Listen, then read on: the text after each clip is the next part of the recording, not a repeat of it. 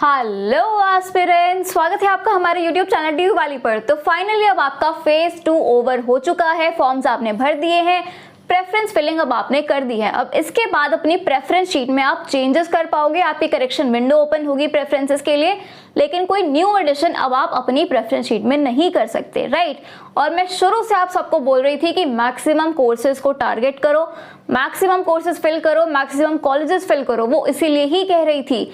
कल हिंदुस्तान टाइम्स का एक बहुत इंपॉर्टेंट आर्टिकल आया था जिसमें ड्यू एडमिशन 2023 से रिलेटेड सब कुछ दे रखा है। तुम्हारे सारे सवालों के जवाब हैं उस आर्टिकल में, जो चीजें आप लोग सुनना चाहते थे वो सब हैं उसमें। तो एक एक करके सिंपल लैंग्वेज में मैं आपको सारी चीजें बताती हूँ और उसके बाद हम कट ऑफ के बारे में बात करेंगे। तो आर्टिकल में सबसे पहले ये चीज मेंशन है कि इस साल दिल्ली यूनिवर्सिटी में काफी ज्यादा रजिस्ट्रेशन हुए हैं as compared to last year. इस साल टोटल 3,04,699 रजिस्ट्रेशन है और उसमें से सक्सेसफुली सबमिट होने वाले 2,45,239 रजिस्ट्रेशन है। तो आपका जो कंपटीशन है वो इन्हीं 2,45,239 कैंडिडेट्स के साथ ही रहने वाला है। और इनमें से भी अभी कई स्टूडेंट्स ऐसे होंगे जिन्होंने गलत फॉर्म अपलोड कर दिए होंगे और आगे चल के जिनका फॉर्म रिजेक्ट हो सकता है। और इसी के साथ साथ आगे ये भी मेंशन है कि इस साल सबसे ज्यादा एप्लीकेशंस किरोड़ीमल कॉलेज के लिए रिसीव हुई हैं, फॉलोड बाय हिंदू कॉलेज, उसके बाद हंसराज कॉलेज, रामजस कॉलेज, वेंकटेश्वरा, दयाल सिंह और ARSD कॉलेज। तो ये कुछ कॉलेजेस हैं जहां थोड़ा कंपटीशन जो है वो टफ रहने वाला है। और इसके बाद आर्टिकल में लिखा है कि दिल्ली यूनिवर्सिटी में टोटल 71,000 सीट्स हैं, जिसमें से लास्ट ईयर सिर्फ 65,000 सीट्स ही फिल हुई थी। 6,000 सीट्स पिछले साल दिल्ली यूनिवर्सिटी में खाली रह गई थी। अब इसका रीजन ये भी हो सकता है कि लास्ट ईयर CUET बिल्कुल नया था। उससे पहले तो दिल्ली यूनिवर्सिटी मेरिट पे एडमिशन लेता था, तो CUET का इतना कॉम्प्लिकेटेड प्रोसेस बच्चे अवेयर नहीं थे। फेज 1 क्या होता है, फेज 2 क्या होता है, फेज 3 क्या होता है, इतना complicated admission process, preference filling कैसे करनी है, अपग्रेड फीस क्या होता है, बच्चों को कुछ भी आइडिया नहीं था।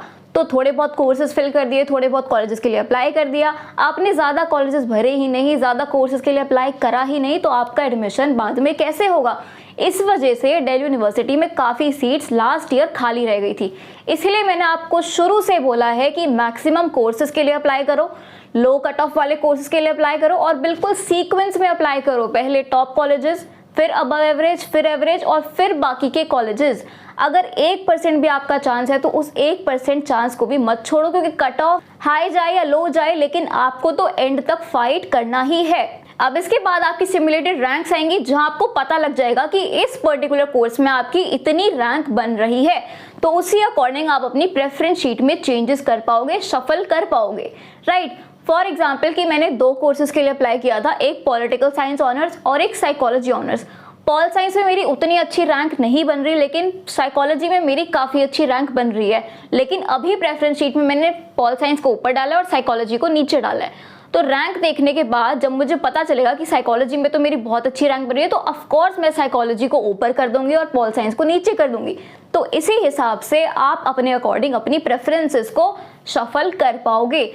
29 जुलाई शाम 5 बजे आपकी सिमुलेटेड लिस्ट आ जाएगी और आपकी जो विंडो है करेक्शन विंडो प्रेफरेंसेस की, वो 30 जुलाई रात के 12 बजे तक ओपन रहेगी। तो इसके बाद अब आर्टिकल में आपको बता रखा है कि 1 अगस्त को आपकी पहली सीट अलॉटमेंट की लिस्ट आ जाएगी। 1 अगस्त को आपका फेज 3 शुरू हो जाएगा। इसके बाद नीचे आपको कुछ पॉपुलर कोर्सेज बता रखे हैं कि बीकॉम के लिए 72,769 स्टूडेंट्स ने अप्लाई किया है। उसके बाद बीकॉम ऑनर्स के लिए इतने स्टूडेंट्स ने अप्लाई किया है। English honours, pol science, history, BA programme, history plus pol science, English plus pol science, English plus eco, उसके बाद साइकोलॉजी, जर्नलिज्म और कंप्यूटर साइंस, ठीक है। फिगर्स आपको अभी स्क्रीन पर विजिबल होंगी। और नेक्स्ट लिखा है कि मैक्सिमम CBSE स्टूडेंट्स ने इस बार दिल्ली यूनिवर्सिटी में अप्लाई किया है। अप्रॉक्स 80% CBSE के स्टूडेंट्स हैं।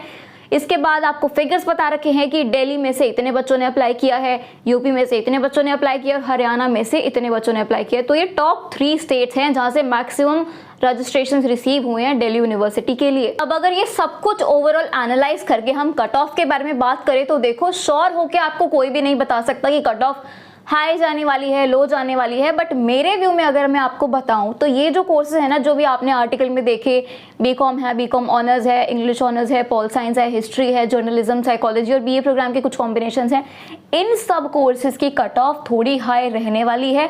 कम CUET स्कोर में इनमें एडमिशन लेना थोड़ा ऑलमोस्ट इम्पॉसिबल वाला सीन है अब।